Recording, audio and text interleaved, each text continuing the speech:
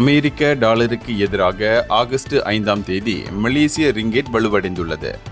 அமெரிக்காவின் வட்டி விகிதம் குறைக்கப்படலாம் என்ற எதிர்பார்ப்பினால் முதலீட்டாளர்கள் மத்தியில் ஏற்பட்ட உற்சாகத்தால் ரிங்கெட் இதற்கு முந்தைய நாள் வர்த்தகத்தில் ஒரு அமெரிக்க டாலருக்கு 4.2350 இருந்த நிலையில் தற்போது ஒரு அமெரிக்க டாலருக்கு 4.2260 உயர்ந்துள்ளது.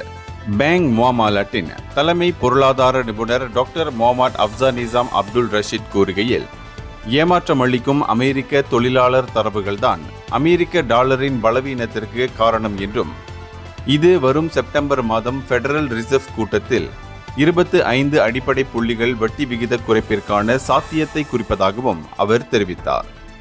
சாதகமான சந்தை உணர்வினால் ரிங்கிட் 4.22 மற்றும் 4.23க்கு இடையில் நிலையாக இருக்கும் என்று எதிர்பார்க்கப்படுகிறது.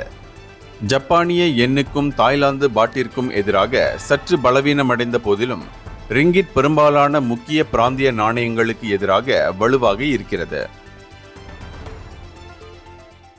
இந்தியர்களின் இதய குரல் மக்களோசை.